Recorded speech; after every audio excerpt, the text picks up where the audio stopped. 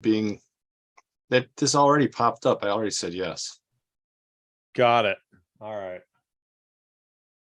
So yeah, I'm getting blasted by light because it's bright out.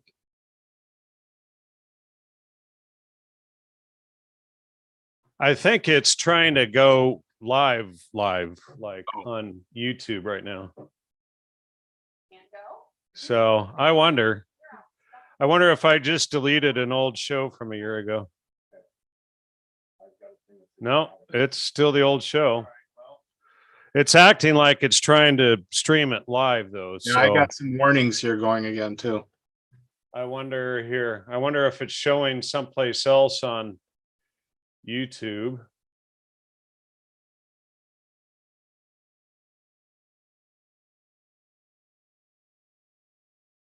I put the backdrop of my living room so it doesn't look like I'm talking in the basement. Well, except you see the fuzz of your. Yeah, I know. I see that now. I think that's the light. It's very bright in here right now. Oh, we are live. And we have a couple of watchers. Oh yeah. Hi. Hi, people. All right. Well, we didn't intend that. We are just doing a test run because we haven't done anything for A year. a year today. Exactly. That was the last show. Yeah. You know, when you turn your head, Steve, Yeah, I know. I've got an angelic glow. yeah. Well, you know, it's live on Facebook and all over the place. So that's pretty funny. Well, we didn't intend for this to be live. We were literally just I can put my other camera on if you want. This is just my crappy camera. yeah. Well, it looks pretty funny because every time you turn your head, you go into like Yeah, it's very bright. You can't see my hand, but on this side, there's a window right there, so it's like blasting. Got it. Well, you know, after 30 shows of your basement, people are probably just used to that. I would just go with that. But yeah, you know, we've got viewers on Facebook, on YouTube. We got 5 on YouTube. Hey, everybody, you know, again, sorry, we were just doing a test and because we hadn't done a show for a year and we're getting ready to do a show probably tomorrow called The Source of Heresy and the Secret Society. Do you want to throw out any Well, I got it all figured out, so do you want to throw any tidbits out for the audience to tune in? Well, the source of secret societies is really a grounding principle, which I can trace back to the earliest of Christian heresies, and that they've been pushing it ever since. Which goes back to, let me guess, Neo-platonism. And the interesting part is that it results in what you've been and Dr. Utter were speculating on, but didn't. You know, you were showing them the modern unfolding of it in drugs and CIA and stuff like that. But I found the original origination of it, which gives you something to backtrack and follow all the way through history. You're referring to the Laying the Dead to Rest series, correct? Yeah, yeah. All right. Well, you know, we got at least 8 viewers now somehow. That's kind of funny. Oh no, we got at least like 15.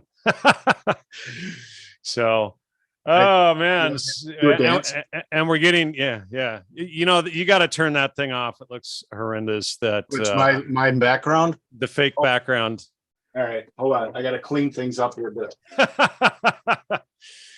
So once again, folks, we're not actually doing a show yet. We're planning on doing a show for tomorrow. But we were just trying to test equipment, and I just reinstalled Windows 10 a couple days ago. We had a big crash 2 weeks ago for no known reason, and I just reinstalled everything. It wasn't a hard drive failure. It just suddenly video and stuff started freaking out, and now it's running perfectly again. But it hadn't had a single problem for a year. So we're just testing equipment to do a show for tomorrow. That looks a lot better. You like that? Yeah, the good old bookshelves. Yeah. I was just trying to class things up a little bit, but Yeah, it didn't work. So I need to get a canopy over the window or something like that. I mean, it's just glaring in here right now. so we're getting comments on YouTube, and we got how many? No, that's good. We got a handful of viewers already just for a little trial run. People are like, "Oh my God, it's streaming for the first time in exactly a year today." And obviously the title is totally wrong up there. Also, So, I mean, what I did is really I made a speculation going backwards. Um, there was another show that you did about a year and a half ago or so about the Trinity, and they were asking about where's the reference in the Bible. Well, one of the I skipped was a very obvious one that literally has been taken out because all modern scholars believe it's inauthentic. And so I started checking on it to find out if it was authentic or not. And I'm now convinced it's authentic, which what I've done is that you trace it back and you assume it to be true, and unfolds a whole different story than what we're used to. if you assume it to be true rather than false. Right. Well, it's just like when you follow the MK Ultra narrative, the official one that everybody wants you to believe is that the counterculture and psychedelic revolution were just blowback and it got out of the CIA's control. But if you take a different approach, that it was intentional social engineering and it never got out of the CIA's control, then you end up with a totally different scenario and a whole lot of citations and research to back the argument that it never got out of the CIA's control. So I think that's not a bad principle to look at something when something happened so inevitably that it was by design rather than accident. right. Yeah. And then of course you get attacked relentlessly for, whether it's the Trinity or whether it's MK Ultra and the counterculture. I still get people, Hans and I laid out so much research in that series and the other 64 shows we did together. And people would sit there, oh, well, the Grateful Dead did this public service announcement against drugs. So therefore they were against drugs. Yeah, right. Even though Hans and I talked about Hank Harrelson, Courtney Love's dad, doing a public service announcement for the Grateful Dead back then. Right. And it's like, yeah, okay. It's like Timothy Leary, claiming that he was for the outlaw of the drugs, or against giving them out freely, and then goes to court arguing for their outlaw, and then kicks off the Summer of Love and gives them out freely. Well, I think we got a fundamental problem with modern knowledge. You got so much information there. If you just stick to cause and effect, you can pretty much prove anything you want. Yeah. You can but if the task here is not just to prove one thing, is if you're right, a whole bunch of information starts unfolding. And rather than just prove one thing, now you got to explain it all. Well, when I started looking at the passage that we'll talk about, that's all of a sudden I'm finding documents all over the place. And I found documents that have been dismissed because they're in, earlier form of English and you couldn't read them because of the language. And I found a lot in Latin and things like that. Well, so I translated them all, ran them through translators. And now all of a sudden I've got information I don't think anybody's ever found before, because you'd have to have access, you'd have to be fluent in so many different languages, which is not a big deal now.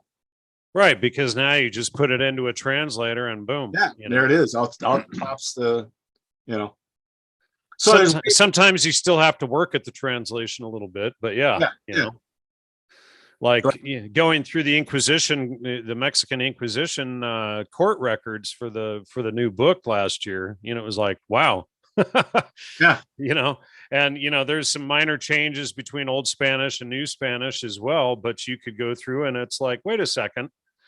This wasn't the Spanish Roman Catholics just willy-nilly murdering people. This guy was on trial for pedophilia, human sacrifice, rape, incest, etc. And then he was executed by fire. you know. Well, I mean, the thing is that what you're looking at, I keep trying to explain it as Bayesian logic, which I'm not really an expert on, but it's really more forensic analysis, is that you just don't go by one principle. You go by something that explains a lot of different things. And you go by the preponderance of evidence instead of, and so you try a theory and you try this theory and you adjust it until you find the one that explains all the evidence. And I think that's, when all of the contradictions fall out, you've Yeah. arrived at the truth. I mean, we've Well, been so the talking problem- about that with the trivium since when? 2009? Yeah, well, I mean, the first book I wrote, and I was mocked for it, was 20 years ago, on Hermeticism had to be the heresy of the church. That, so I went to different, notable professors and clergy and said, here, I've got the proof. And I was scoffed at. But basically, what you're finding from a whole different angle is pretty much the same story. Yeah. It's, and oddly enough, I listen to Charlie Kirk once in a while. He's even onto that Hermeticism is the grounding thing of He's really funny. I really like him. I try to catch him a few times a week. Yeah. And he just makes such sound, reasoned arguments. And then who's that other guy that I've been seeing pop up lately? Oh, I posted something of his a couple days ago, but what's his name? He's on the Daily Wire. Michael Knowles. He's really good as well. What I found though is that you look at this verse in 1 John. It's called the testimony of the holy witnesses. It's been proved false by so many people. Most people don't even regard it as any possibility of being true. But in the old Sherlock Holmesian sense, that whatever you still got to explain why it's there, which nobody does. It just says, well, it just popped in there by accident. Well, the thing is, if you prove something false by all these different ways, whatever is left has to be true. And so if you can find a pattern, they've already done most of the work for you. They've eliminated all the other options. The last option, if you look at it, actually makes a lot of sense. But what you got to look at, maybe I'm giving away too much here, but you got to let's save the bulk for tomorrow. Let's make it a teaser. What you find is that there's several stories on what happened at the Council of Nicaea, which is really the pivot point of all this. And there's a Catholic interpretation, and there's kind of a non-denominationalist interpretation. If you really research, you find they're both wrong. That both of them are kind of jaded a bit, and it's not that difficult to find what really happened. Yeah. But you got to admit to stuff that you probably don't want to admit to. Well, that always makes things uncomfortable, right? Yeah. Yeah. It's like my last book and reading the reviews by the hippies on Amazon. It's like, I couldn't give you a review because I'm not allowed on Amazon anymore. Oh, well, I would specifically address certain arguments. Then they ignore those arguments. Oh, this is all Christian propaganda. Or, some scholars argue that Christianity is based on mushrooms. Never mind that I addressed in the intro that I'm the publisher for John Allegro's, Sacred Mushroom. All the arguments already. For full disclosure, right? Yeah. And, all these arguments are Christian. This is Christian propaganda. Well, actually, no, I cited Aztec sources as well that the Christians published. And I even stated that they were Aztec sources translated from Nahuatl. Yeah. And, we went through a lot of that together. We were. But instead of debunking it, you create a circumstantial ad hominem. That's a Christian source, therefore it's wrong. And never mind, in the very first paragraph, I said, I didn't approach this study with the views I now hold, right? Right. I used to be a big proponent of this stuff. And I broke all of these, my early books down and everything. What did they do? They ignored all of that. Oh, well, this is Christian propaganda. Yeah. Well, so everybody's got their propaganda line. Whether it's good propaganda or bad propaganda is whether it's true or not. Well, it's can you prove it true or false. And just because, if you go up to someone on the street and he's a Christian and you ask him directions to the local Walmart, that doesn't mean he's lying to you when he gives you the directions, Well, but like I said, with Bayesian logic, the test is not whether he's telling the truth, is the test is whether it actually gets to Walmart. If Yeah. you get to Walmart, well, that must have been the truth. Right. Yeah.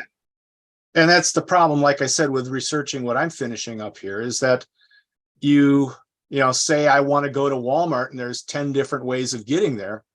And you figure out that all 10 of them don't get you there. Well, but here I am at Walmart. How did I get here if none of them work? There's got to be another path. Because here I'm at Walmart. I got here somehow. Apparently, I'm reading there's a bunch of messages now on YouTube for this little mistaken broadcast. Apparently TIK is covering James Lindsay. I'm not familiar with him. Yeah, he's all right. And on Gnosticism, which is also relatively new for James as well.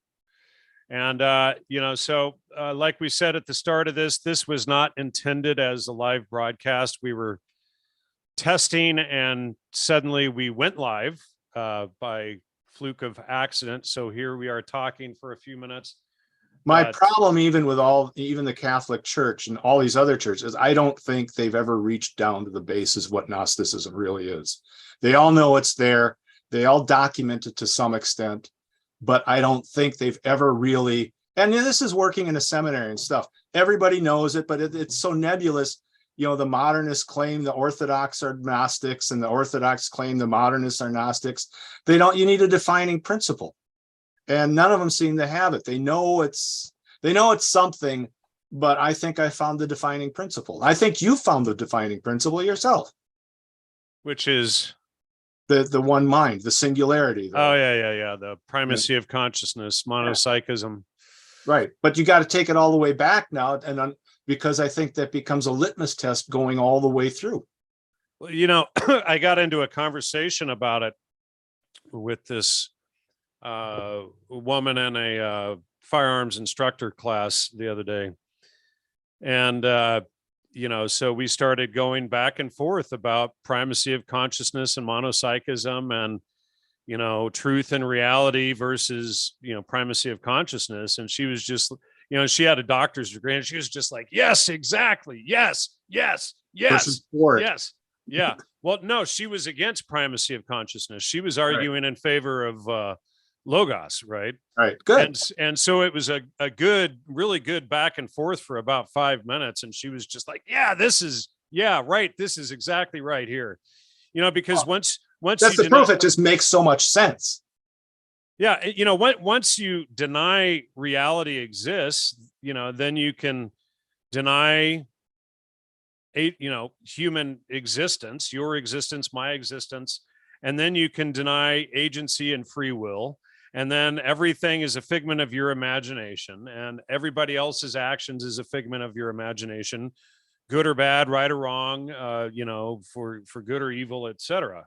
And people will say, well, if God is true, why does pedophilia exist? Well, agency. People have the right to choose between good and evil. Otherwise, we'd just be slaves. Right. The thing is, what I found, though, is that now that I went backwards through this, I can unravel a lot of history, where this all came from, who the good guys are, who the bad guys are. There's been speculation on the Freemasons and stuff. I've got tabs on all of it. It's where did it go? And I can show you. Some of it came from within the church. Yeah. Well, we'll have to start exposing this stuff tomorrow. Again, folks. Well, I felt a little guilty because you wanted to do a 1-year anniversary. And so here we are. Well, here we are, and it's under the show title for last year from a year ago today. I didn't even have a chance to go in and update the title. So it broadcasts to Facebook, YouTube, Twitter, wherever else it goes out under the title of the last show that we did, Understanding Heresy, Part 3, episode number 214. Right. So, well, this will go. I mean, I have personally expanded on that by mountain loads. it's not, I mean, I don't want to criticize a lot of people that have done this. I'm sure Lindsay is probably very much on, might be smarter than I am. He's very much on the right path, I don't doubt. But the thing is, what you need is sort of I found a litmus test. Once you follow the right path or you find the right word, all of a sudden things start spilling out. And I think I found that by evidence. I think I could go on for several episodes on this, that we could, expose a lot of stuff. Yeah. Well, let's do that. So tomorrow I have to coordinate with my son if he has golf tomorrow.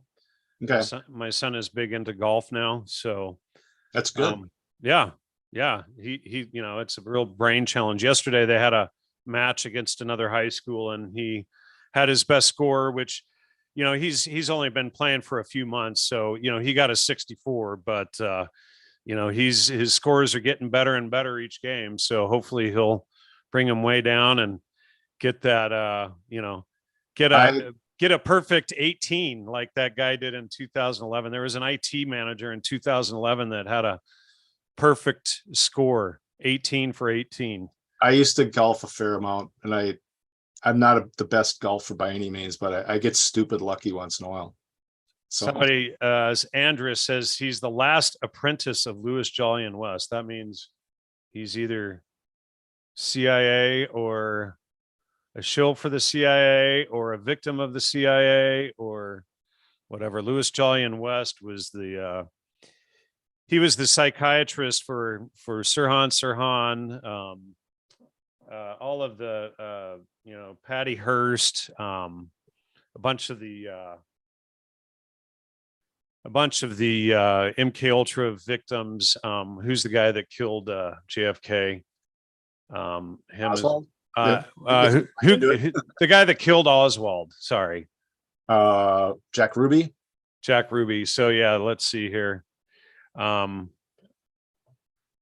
So he was, I'm just pulling this up since somebody brings up Louis Jolyon West here. Let's see. Yeah. Jack Ruby, Sirhan Sirhan. He killed Tusco the elephant. He was behind the Vacaville prison experiments. He was also behind Lee Harvey Oswald and the Cult Awareness Network. And let's see here. Yeah. Patty Hearst. Pretty interesting guy. A very dubious guy, but he was the guy that would go around and mind control the guys who did the assassinations and then spin. Well, I mean, you're not the first one. I mean, there are a lot of people right now are speculating that it's the assassination of Kennedy and Nixon and all that stuff is, there might be a connection through, Yeah. Well, now it came out recently that the Nixon Watergate scandal was inverse, that it didn't happen the way the public's been informed since the 1970s. I don't doubt that. So apparently they flipped the whole narrative on Nixon to get him out, Yeah. Well, I mean, to look at how many presidents were either forced out or, something out of office in the last 50 years. It's, Yeah. Yeah. Well, once again, folks, this was a mistaken broadcast. I like this though. I will rename the episode so it's not titled the same as, the last episode from a year ago. That was a total mistake on my part. I was, because I hadn't used any of the equipment and software for a year. So you had the tree fall through your house, and I had the tree fall through the house, and then I hired tree cutters to cut 3 other trees to keep them from falling through the house. And instead, the tree cutters put a 10-foot log through the house. So that was several months of repairs for that. And well, then you spent a couple months trying to come out with your book. And then a couple of months, about 3 months, just working on the book and getting that out. So that's been out since last June, almost a year since the book has been out. Can you believe that? Well, that's, to be honest with you, that's what, I was trying to help edit the book. About halfway through is when I decided there's something else going on here. And I started becoming fascinated with what I'm doing now. So that's been in the oven for about a year too. So, all I don't know what happened when we were doing that, but something's prodded my curiosity. And I just reached a point where I couldn't concentrate anymore because this other thing started fascinating me. Well, and I've got a few other books in the process still as well. So eventually I'll get those done, hopefully. A whole new. I've got a question, and maybe people can answer this for me. I've got putting together this all into a book form. But I ended up with, like I said, about 2 or 3, I hate to call them books, but pamphlets by important people as to what happened to the verse that it's the verse is actually 1 John 5:7. And I ended up translating about 3-4 books that I think the public is not even aware of. And I'm debating if I come out with this book of having a section with just those texts, but it would make the book bigger, but it'd be an excellent reference because I don't think you can find this stuff anywhere. Some of these arguments, what do you think? Do you think putting a book together with just the essential stuff and making it easy to read, or a book that actually has all the materials that you can't find anymore? Oh boy. Now that's the problem. See, that's the constant that I'm attacked for in my research. Well, you break it down too much. You go into the nitty gritty. Well, it's because I'm using the trivium to try to substantiate every single argument, but that's not only that is that I think I'm probably one of the better authorities on all this stuff, but I'm clearly not recognized by academia. Right. Yeah. So yeah, it's like with me with MK Ultra and the whole 60s psychedelic revolution and mushrooms and whatnot. And it's like, I literally went through and printed every single available source from the 16th and 17th centuries. And then I get attacked for printing the sources, so it's like, oh, you went too deep, Yeah. That's the problem, is that you need this stuff. Do people want the stuff? It's got to be, I don't know. It's like, do you make it fluff and puff or detailed and academic, right? I don't know, unless you can figure out a way of putting 2 in 1 somehow. Well, there is. I mean, you could make the front fluff and puff and put all of the academic material stuffed in the back somewhere for people really interested. Yeah. So that's one way to accomplish it. I couldn't believe it how many, if you go on the internet and look this stuff up, you'll find 20, 30 websites dedicated to it, but they're all just mirrors of each other. None of this stuff is actually all that accurate. Because they're just copying each other. And if you actually look for the references don't hold up. And so it took me a long time to find all this stuff and actually have a reputable version of what happened. But you got to go back. You got to literally go back to the 1600s to find this stuff. Yeah. Yeah. It's like, this guy, Andres, some of your work is okay. Just the Christian reality tunnel is painful. Thanks for that. Right. Yeah. Never mind that we go through all the history of logos and everything. Never mind that I've cited every detail on. Well, my suggestion, you can't. It's a backhanded compliment. Some of your work is okay, and then he's like basically taken over the chat, The best thing, as an advice to him, the best thing you can do is confront the stuff that makes you uncomfortable. Somebody's asking if I read the Chaos book yet by Tom O'Neill. I contacted Tom O'Neill in the writing of the last book. I don't think I went into it though. He's bringing up Ralph Ellis that you and I have debunked a number of times. Right. And what's funny is every time I've ever debated Ralph Ellis, he's deleted every one of my posts where I cornered him and exposed his total nonsense bullshit. But so is Ralph Ellis and Israel Finkelstein. These guys, they, it's anti-Christian, and Ralph Ellis makes up a bunch of pseudo horsepucky that Josephus was actually, who was the guy that you remember we went into? You and I had written a whole rebuttal of all of that, and I posted it, and it was up there for a couple of hours, and then Ellis went in and quickly deleted everything. And in fact, Kieran and I went in there and debated him on all of this stuff, and he deleted everything that we posted carefully. Well, I mean, my personal experiences we've talked about a million times is Esther and Yeah. Josephus, is that I don't think anybody's getting it exactly right. Right. Well, you know, and then he's like, oh, well, he did say, well, if you're right about Josephus and Esther, that would be huge. But Yeah, and I've told a million people they don't get it. I am right about it, because as you know, my research, it's 90% is just finding, original sources. Like that's what they said, Yeah. And you see, now he's going on, fiction is dangerous. We have the Zophar. You always get these trolls in the chat. It's just like, they don't look at the actual research and the citations. Well, Ralph Ellis says, well, your former co-host, what's his name, says, so therefore, who took his work from Ellis. So therefore, it's like, well, neither of them understand the concept of logos. Or you can quote Aquinas as the appeal to authority is the worst of all possible arguments. Yeah, you can't win. People are not going to study the facts. I mean, some of them do, but it's a rare handful. It's scholarship using archaeology, says. So what's wrong with that?